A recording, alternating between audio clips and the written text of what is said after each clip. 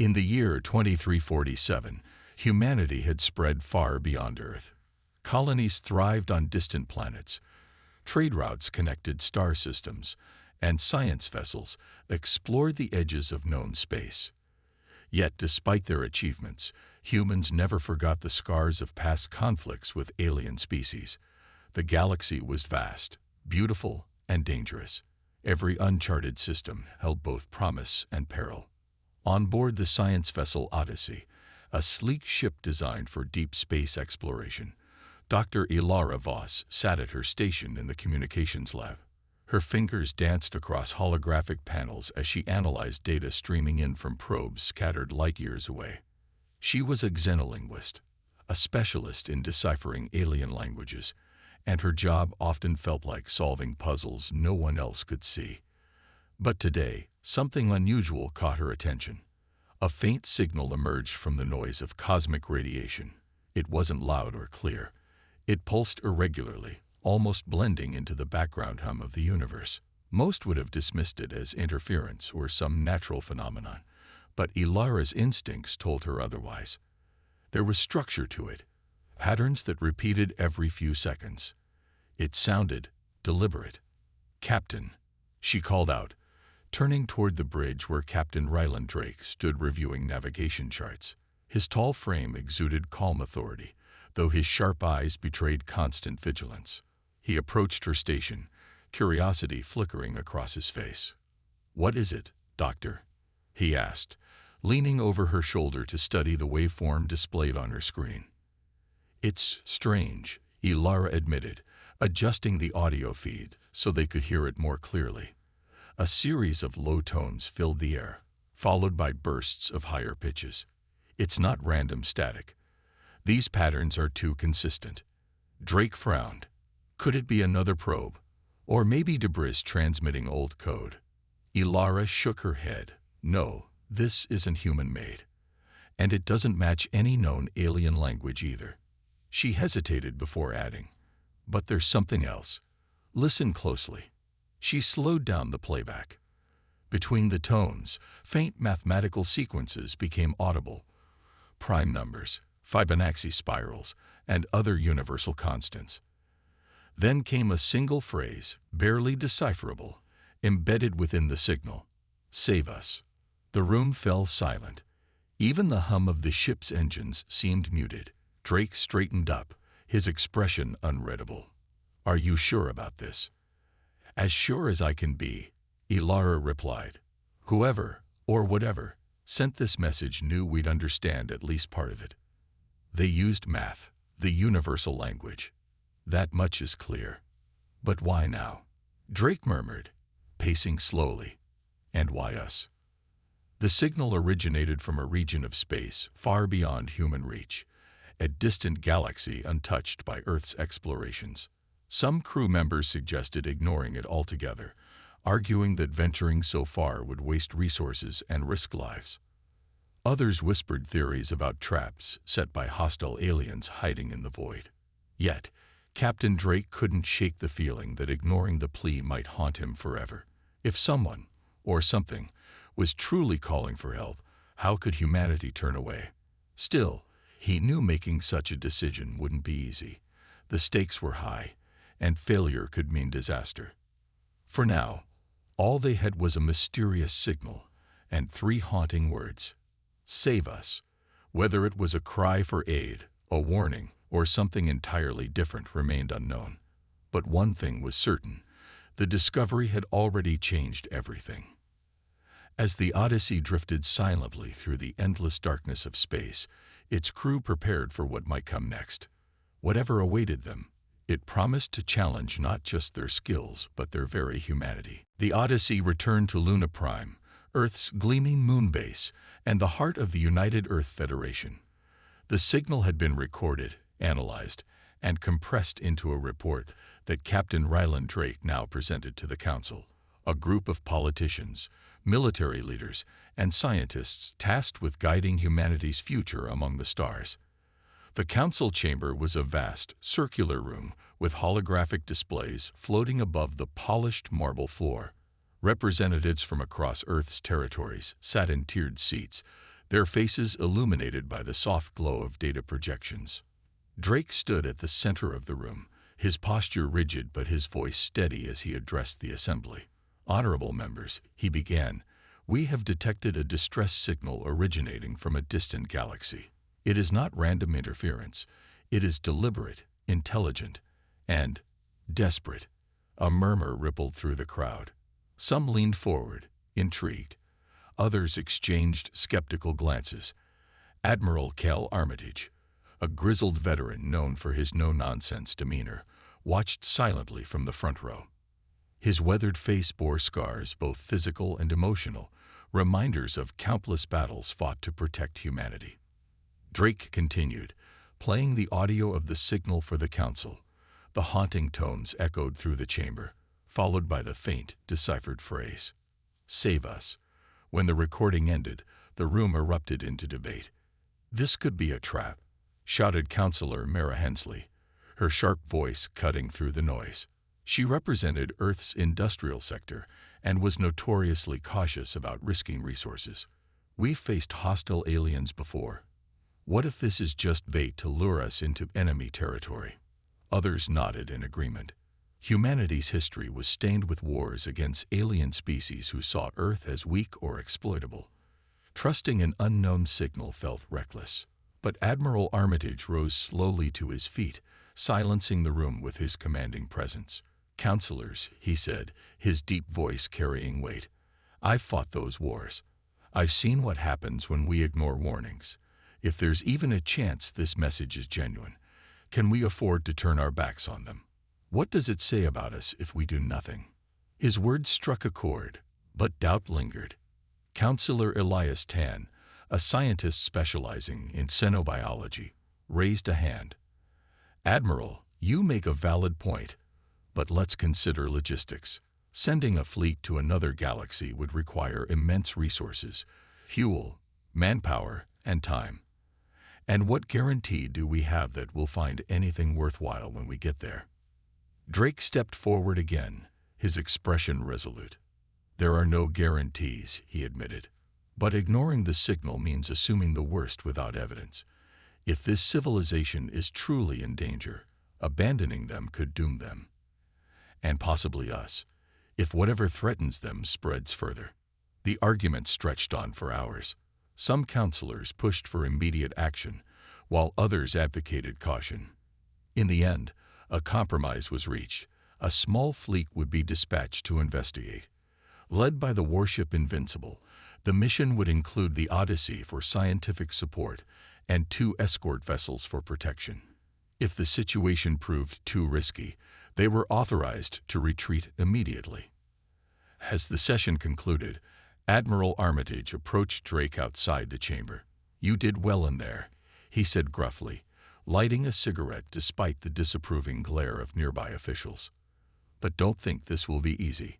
Half the crew thinks you're leading them to their deaths." Drake met the Admiral's gaze evenly. "I know," he replied, "but sometimes doing the right thing isn't easy.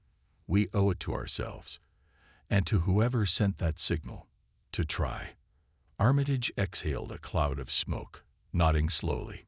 "Just remember, Captain, out there, hope won't save you. Only preparation will."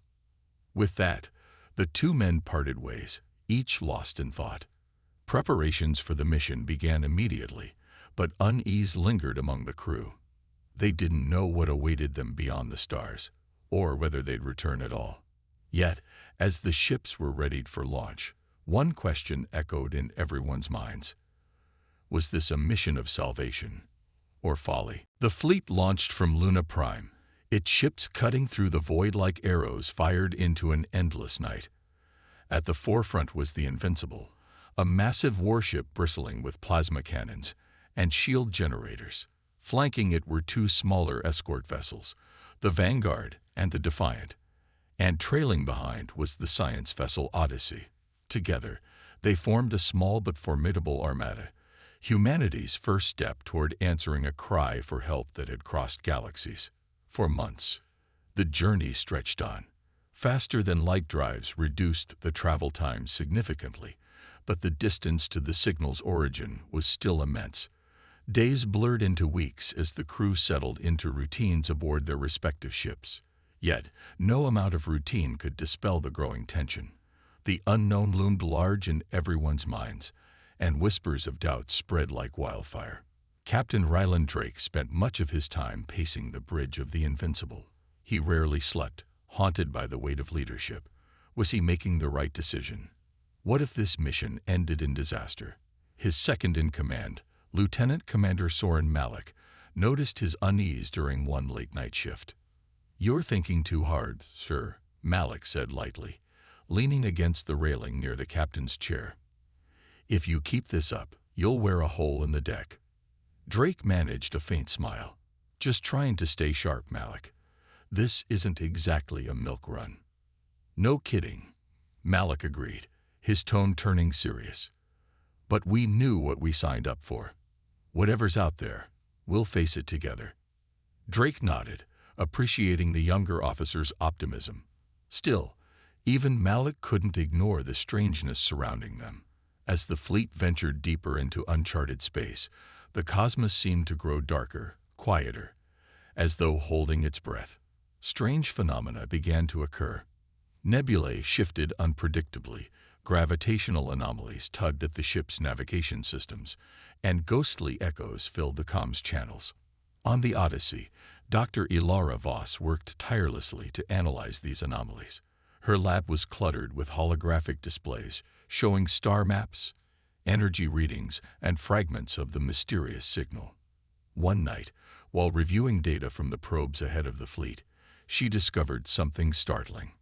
"Captain," she called over the secure channel connecting her ship to the Invincible, "there's something unusual about these coordinates." Drake leaned closer to the screen as her face appeared.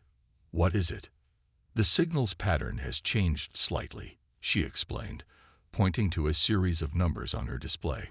"It's referencing celestial alignments, specific stars and planets aligning in precise ways. And there's more." She hesitated, choosing her words carefully. "I think the message might be layered. Beneath the plea for help, there's another meaning. A warning." "A warning?" Drake repeated, his brow furrowing. "About what?" "I'm not sure yet," Ilara admitted. "But whatever it is, it's tied to the destination. These coordinates point to a specific planet orbiting a dying star. Something significant happened, or is happening, there." As the fleet adjusted course based on Ilara's findings, morale among the crew wavered. Some found solace in camaraderie, sharing stories of home or playing games to pass the time. Others grew increasingly anxious, convinced they were walking into a trap. Rumors circulated about ancient civilizations destroyed by forces beyond comprehension, and some crew members began questioning whether Earth should meddle in affairs so far removed from human territory. Amidst the uncertainty, Lieutenant Commander Malik sought to boost spirits. During a rare moment of downtime, he gathered a group of officers in the Invincible's recreation lounge. With a mischievous grin, he pulled out a deck of cards. "Anyone up for a game of galactic poker? Loser buys coffee for everyone when we get back to Luna Prime." Laughter broke out, easing the tension, if only briefly. For now, they focused on the present, finding comfort in each other's company. But the looming question remained: what awaited them at the end of this journey? Hope, danger, or something far stranger than anyone could imagine? As the fleet pressed onward, the stars outside grew dimmer, swallowed by the vastness of space, and somewhere ahead, a dying world held secrets that would change everything, for better or worse. The fleet arrived at the designated coordinates after months of travel, emerging from faster-than-light speed into a system that felt eerily lifeless. The central star was old and bloated, its red glow casting long shadows over the rocky planets orbiting it. Dust clouds swirled in chaotic patterns, obscuring much of the view. Yet, one planet stood out, a desolate world with an atmosphere choked by ash and sulfur. It was here, according to Dr. Ilara Voss's calculations, that the signal originated. Captain Ryland Drake ordered the fleet to maintain a cautious distance while sending scout drones to investigate. As the drones approached the planet, their cameras revealed a sight both awe-inspiring and tragic. Massive orbital structures floated above the surface, their skeletal remains hinting at once grand achievements now reduced to ruins. Whatever civilization had built them had clearly been advanced, but also destroyed. "Look at the scale of those things," Lieutenant Commander Soren Malik murmured, as images streamed onto the Invincible's main screen. "They must have been incredible." "They still are," Admiral Cale Armitage replied grimly. "But whoever built them isn't around to enjoy them anymore." Before anyone could speculate further, the comms crackled to life. A faint transmission came through, garbled but unmistakably artificial. "Help. Hear us." The voice sounded strained, almost mechanical, as though translated through layers of distortion. Drake wasted no time. "Prepare a landing party," he ordered. "We're going down there." The team consisted of Drake, Malik, Ilara, and a squad of Marines armed with plasma rifles. They boarded a shuttle and descended toward the planet's surface. As they broke through the thick haze of smoke and ash, they saw the remnants of cities below, crumbling towers, cracked streets, and scorched landscapes. The air outside was toxic, forcing them to rely on their suits' oxygen supplies. When the shuttle touched down near what appeared to be an underground bunker entrance, the crew stepped cautiously into the alien world. The ground crunched underfoot, littered with debris and fragments of metal. Suddenly, movement caught their attention. From the shadows emerged figures clad in tattered robes, their faces obscured by masks designed to filter the poisoned air. One figure stepped forward, taller than the rest, and raised a hand in what seemed like a gesture of peace. Through his mask, two glowing eyes regarded the humans intently. Using a device strapped to his wrist, he transmitted a series of clicks and hums, which Ilara's translator struggled to decode. After several tense moments, her device spat out fragmented phrases. "We, Zenari, need help." Drake exchanged a glance with Malik before addressing the stranger. "We received your signal," he said slowly, hoping the universal translator embedded in his suit would bridge the gap. "Who are you? What happened here?" The leader introduced himself as Callus, speaking haltingly through the translation device. He explained that his people, the Zenari, had once thrived on this planet, building vast cities and exploring the stars. But everything changed when the Devourer attacked, an unstoppable force that consumed planets and left nothing behind. The Zenari fought valiantly, but were overwhelmed. Now only a handful remained, hiding in bunkers beneath the surface. Ilara listened intently, her mind racing. "Do you know where the Devourer is now?" she asked. Callus hesitated, then nodded. "Coming. For you." The weight of his words hung heavy in the air. The humans realized they weren't just answering a plea for help. They were stepping into a war far greater than themselves. And if Callus was right, Earth might already be in danger. As the Zenari led the humans deeper into the bunker, showing them relics of their lost civilization, one thing became clear: survival would require trust and sacrifice from both sides. For now, though, humanity had found allies in the most unlikely place. Whether that alliance would last remained to be seen. Inside the Zenari bunker, the air was thick with despair. Flickering lights cast long shadows on rusted walls, and the faint hum of failing machinery echoed through narrow corridors. The humans followed Callus deeper into the underground complex, their footsteps muffled by layers of dust. Despite the grim surroundings, there was a sense of purpose in the way the Zenari moved, determined to share their story before it was too late. Callus led them to a chamber filled with ancient consoles and holographic displays. Though many of the systems were damaged or powered down, Dr. Ilara Voss immediately set to work reviving what she could. With her expertise in alien technology, she managed to restore fragments of data logs and visual records. As the information came online, the truth about the Devourer began to unfold. The holograms showed images of sleek, metallic drones swarming across planets like locusts. They stripped away resources, minerals, water, even organic life, leaving barren wastelands in their wake. At the center of the swarm was a massive hive mind structure, pulsating with dark energy. It wasn't just a machine. It was alive, intelligent, and relentless. "This is the Devourer," Callus said, his voice trembling despite the translator's mechanical tone. "It came without warning. We tried to fight, but it adapts faster than we can counter." Ilara's eyes widened as she analyzed the data further. "It's not just consuming planets for resources," she realized aloud. "It's learning from every species it encounters. Each attack makes it stronger, smarter." Captain Ryland Drake clenched his fists. "How did it find you? And why hasn't it finished you off yet?" Kalis hesitated, then gestured toward another console. A new hologram appeared, showing a star map with lines connecting various points. One line ended at Earth's galaxy. "It follows signals," he explained. "Our distress call, your response, all of it draws its attention. Now it knows where you are." The room fell silent. The implications were staggering. Humanity's very act of compassion, answering the Zenari's plea, had potentially put Earth in mortal danger. Admiral Cale Armitage spoke up, his gravelly voice cutting through the tension. "So this thing isn't just coming here because it wants to destroy us. It's coming because we're convenient targets, because we have something it needs."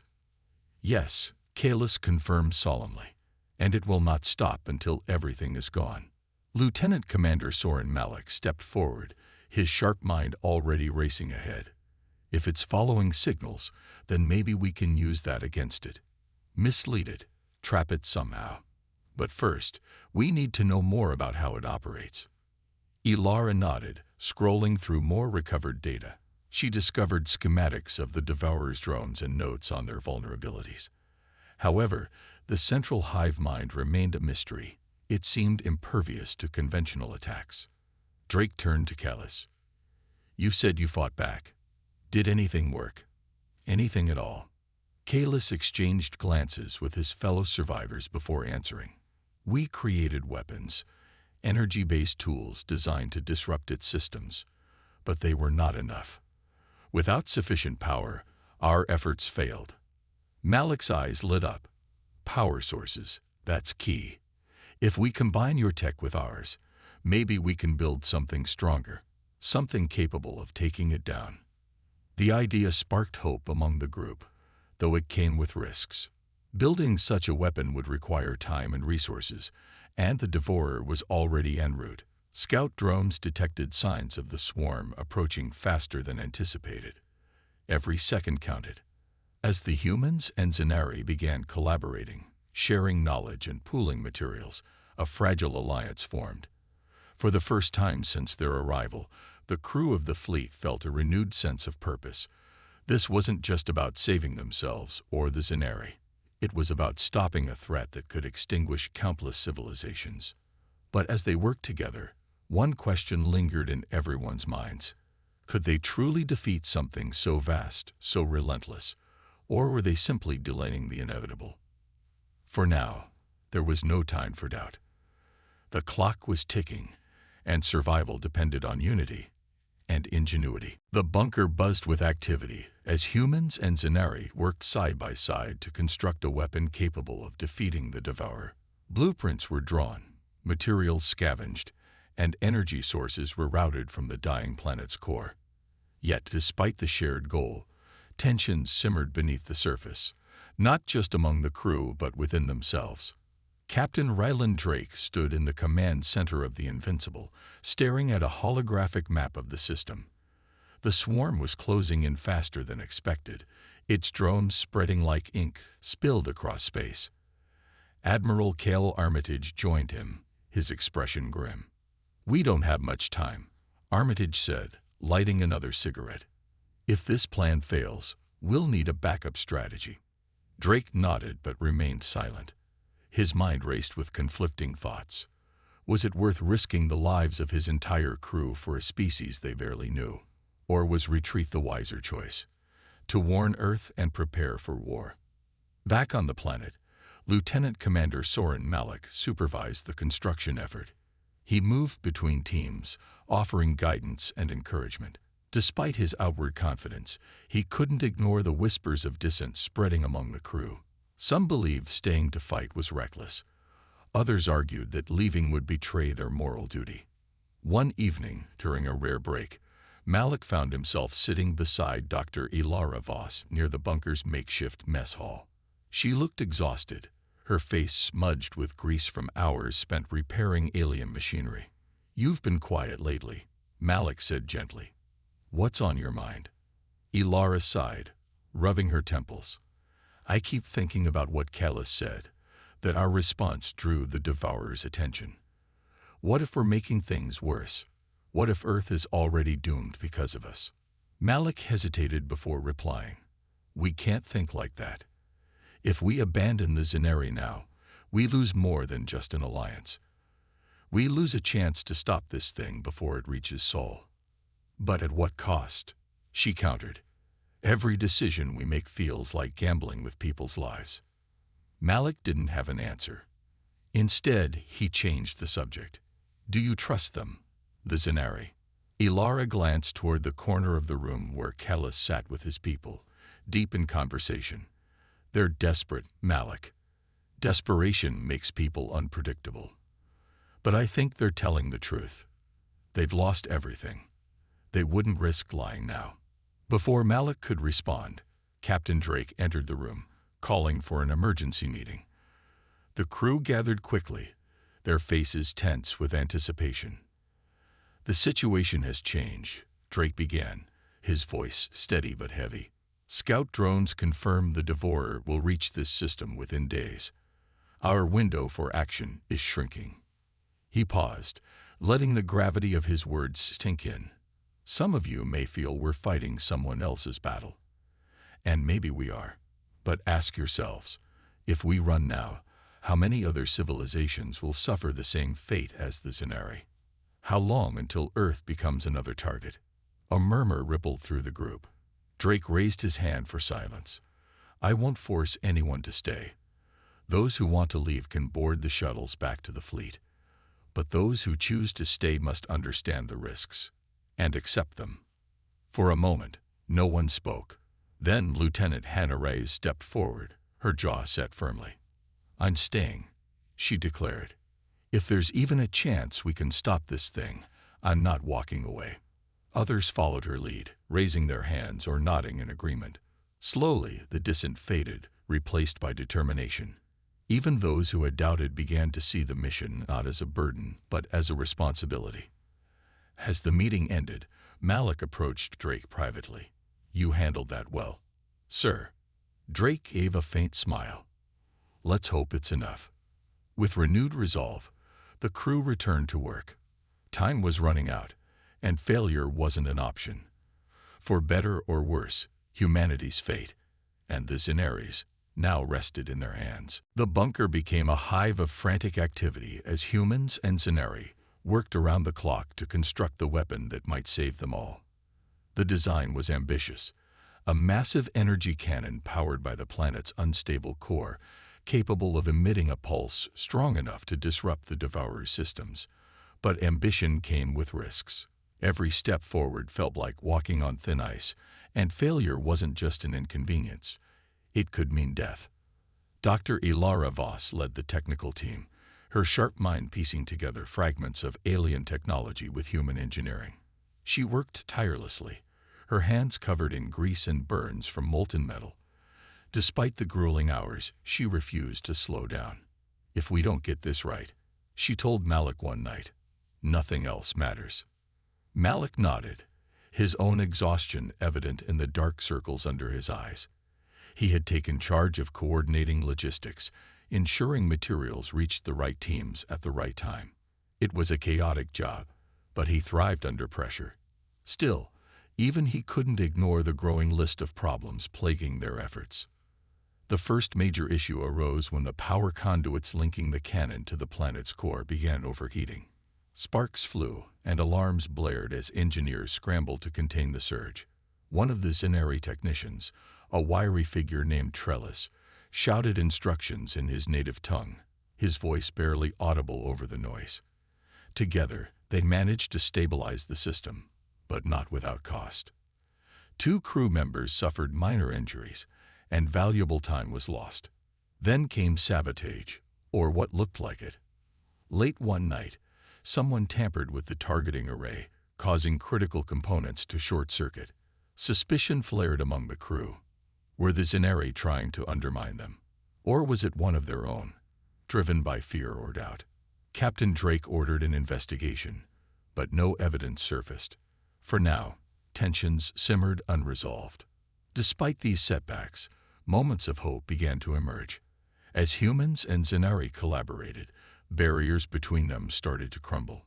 Shared meals became common, with both species learning to appreciate each other's customs. Kalis often joined the humans, teaching them phrases in the Scifi language while marveling at Earth's advancements. Slowly, trust replaced suspicion. One evening, as the weapon neared completion, Lieutenant Hannah Reyes approached Ilara in the engineering bay. "How close are we?" she asked, her tone anxious. "We're close," Ilara replied, wiping sweat from her brow. "But there's still testing to do. If something goes wrong during firing..." She didn't finish the sentence. They both knew the stakes. A misfire could destabilize the planet's core, triggering catastrophic destruction. Reyes placed a hand on Ilara's shoulder. "You've done everything you can. Trust yourself, and us." Ilara gave a small smile. "Thanks.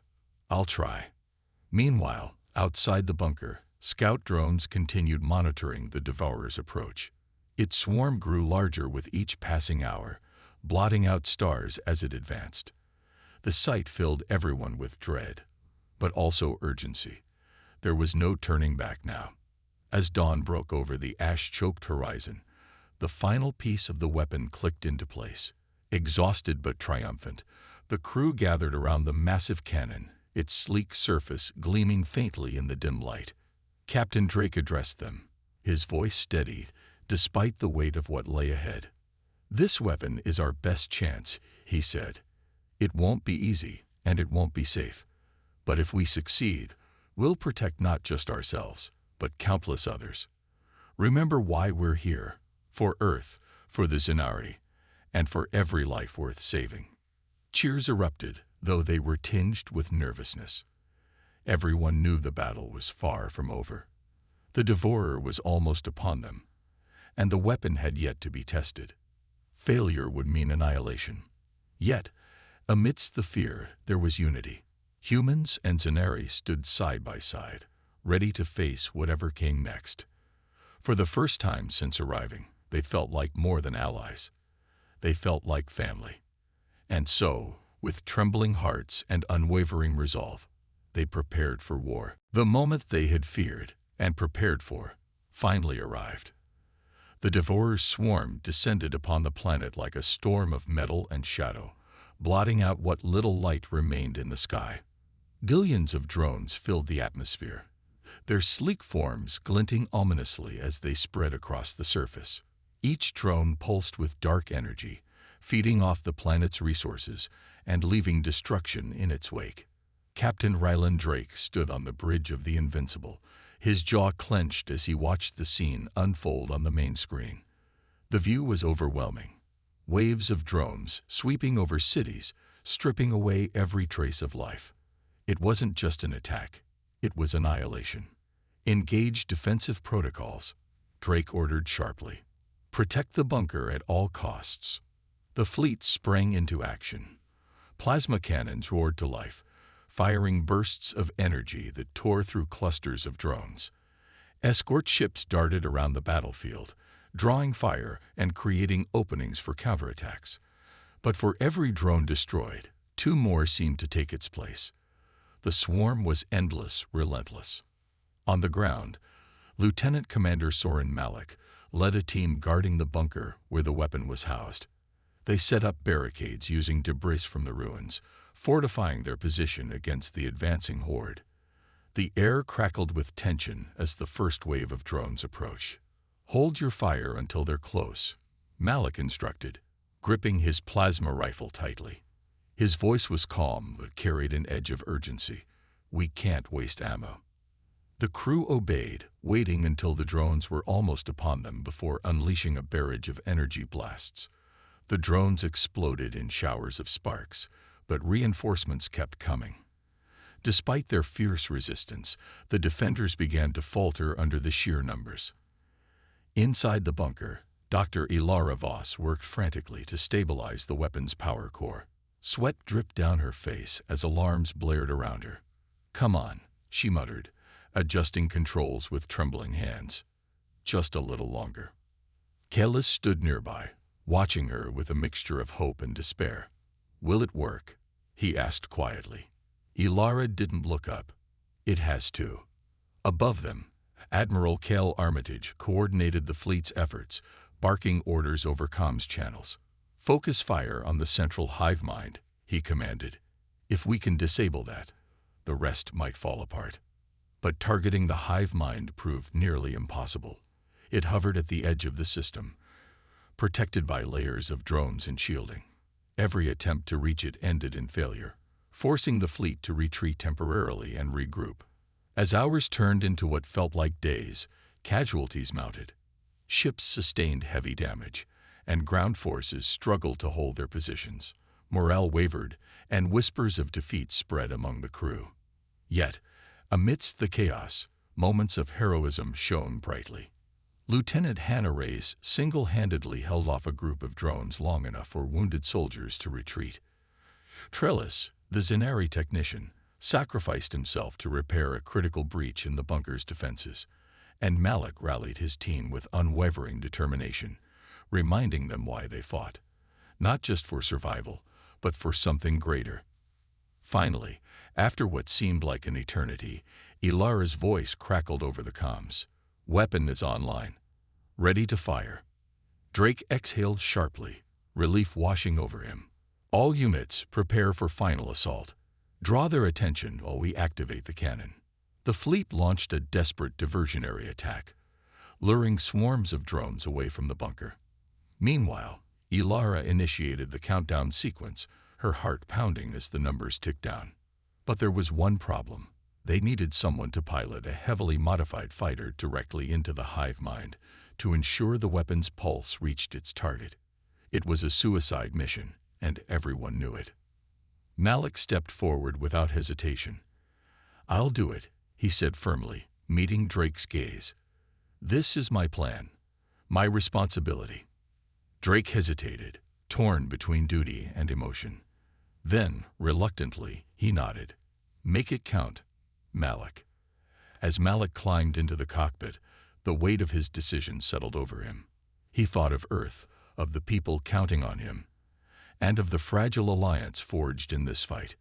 With a final glance at the stars, he ignited the engines and soared toward the hive mind. The swarm closed in around him, but Malik's focus never wavered.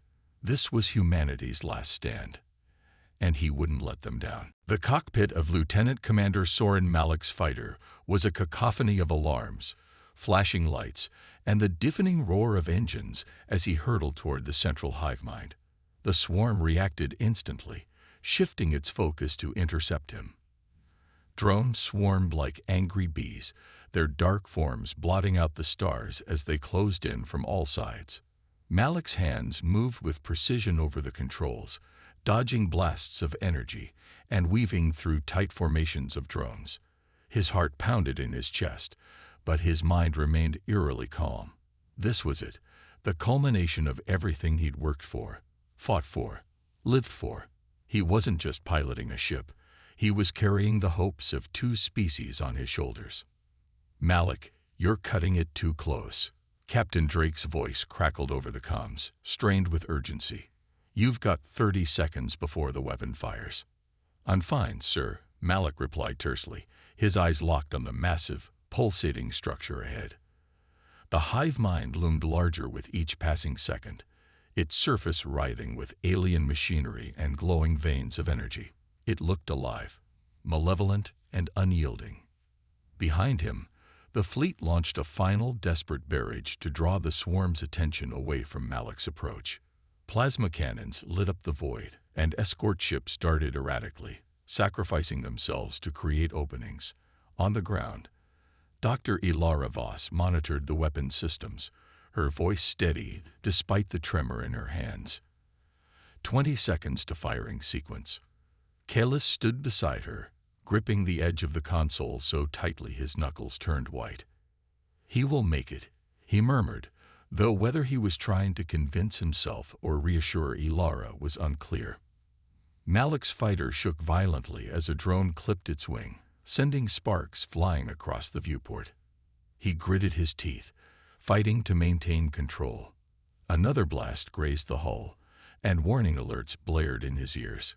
"Come on," he muttered under his breath, pushing the engines to their limit. 10 seconds, Ilara called out, her voice breaking slightly. Tears streamed down her face as she watched Malik's trajectory on the monitor. The rest of the crew gathered around her, holding their breath. Malik could see the hive mind clearly now, its core pulsing with an ominous glow. He activated the final override, locking the fighter's course directly into the heart of the structure. There would be no turning back. 5 seconds, Ilara shouted, clutching the edge of the console. Malik took a deep breath, his thoughts flickering briefly to Earth, the bustling cities, the laughter of children, the endless possibilities of the future. Then he thought of the Zenari, their broken world, and their quiet resilience. They deserved a chance, just as humanity did. 3, 2. Ilara's voice trailed off as the countdown reached 0. The weapon fired. A pulse of blinding energy erupted from the planet's surface, racing outward like a supernova. Malik's fighter slammed into the hive mind at the exact moment the pulse struck, igniting a chain reaction that tore through the swarm. The screams aboard the Invincible and inside the bunker flared white as the explosion consumed everything in its path. For a moment, there was only silence, a vast, empty void where chaos had once reigned. Then, slowly, the debris began to clear. The swarm was gone, its drones reduced to drifting fragments of metal. The hive mind was nothing more than a smoldering wreck, its dark energy dissipating into the ether. Back in the bunker, the crew stared at the monitors in stunned disbelief. Tears flowed freely now, not just from sorrow, but from relief and gratitude. Kalis placed a hand over his chest and bowed his head, whispering something in his native tongue. Captain Drake sank into his chair, his face pale but resolute. "He did it," he said softly, his voice thick with emotion. "He saved us all." Ilara buried her face in her hands, sobbing quietly. She had known Malik better than anyone, his brilliance matched only by his unwavering sense of duty. Now he was gone, but his sacrifice would never be forgotten. As the survivors absorbed the magnitude of what had happened, one thing became clear. The Devourer was defeated, but the cost had been high. Humanity and the Zenari had paid dearly for their victory, and they would carry the weight of that loss forever. Yet, amidst the grief, there was hope, a fragile, flickering light in the darkness. Together, they had faced the impossible and won. The aftermath of the battle left an eerie stillness in its wake. The once thunderous swarm was now silent, reduced to drifting shards of metal and ash that floated aimlessly through space. The dying planet below bore scars deeper than before, but for the first time in years, there was no immediate threat looming over it. Humanity and the Zenari had emerged victorious, but at a cost that weighed heavily on every survivor. On board the Invincible, Captain Ryland Drake stood alone on the observation deck, staring out at the remnants of the hive mind. The faint glow of distant stars illuminated his face, etched with exhaustion and grief. He thought of Malik, the young officer who had given everything to ensure their survival. His sacrifice would not be forgotten. It would become part of the story they carried home, a reminder of courage and unity in the face of despair. Dr. Ilara Voss joined him after a while, her steps hesitant. She carried a small data crystal containing recordings of Malik's final moments, as well as logs detailing the weapon's design. "We need to take this back to Earth," she said softly, holding up the crystal. So no one else has to go through what we did. Drake nodded, his voice barely above a whisper. He saved us all. We owe it to him, and to everyone, to make sure his death means something. Back on the planet, Kalis and the remaining Zenari gathered around a makeshift memorial, a circle of stones engraved with symbols honoring those who had fallen. They included Malik's name among them, written in both human letters and Zenari script. It was a gesture of respect, a bond forged in shared loss and triumph. We will never forget what your people have done for us, Kalis told Drake later, during a quiet moment in the bunker. You came when no one else would. You fought alongside us, even knowing you might not return. Drake met his gaze evenly. It wasn't just about saving you or ourselves. It was about doing what's right, about protecting life, anywhere in the universe. Kalis nodded solemnly. Then, after a pause, he added, "And now, what happens next?" Drake smiled faintly. "Now, we rebuild, together." With the Devourer defeated, the Zenari offered humanity access to their surviving knowledge and technology. Ancient databases stored in hidden vaults revealed secrets of advanced engineering, medicine, and energy systems far beyond anything Earth had developed. In exchange, the humans promised aid in restoring the Zenari homeworld, or helping them find a new one if the planet proved too damaged to sustain life. As preparations began for the fleet's return journey, relationships between the two species deepened. Stories were shared, traditions exchanged, and bonds formed that transcended language and culture. For the first time, humanity saw itself not as conquerors or explorers, but as partners in a vast, interconnected galaxy. Before departure, Captain Drake addressed the combined crew and Zenari survivors in the bunker's main chamber. Today, we leave this place changed, not just by what we've lost, but by what we've gained. We've proven that even in the darkest times, hope can prevail if we stand together. This alliance is more than a partnership, it's a promise. A promise to protect each other, to learn from each other, and to build a future worth fighting for.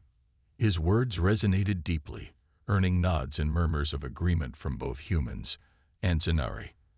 As the fleet launched into space, carrying tales of bravery and unity, the survivors looked toward the stars with renewed purpose. For humanity, this mission marked a turning point, a shift from isolation to collaboration, from fear to hope. And though challenges lay ahead, they faced them with confidence, knowing they weren't alone. Far beyond the ruins of the battlefield, the galaxy stretched endlessly, full of mysteries yet to uncover. But for now, Earth and the Zenari walked forward together, bound by sacrifice, trust, and the unshakable belief that even in the vastness of space, compassion could light the way.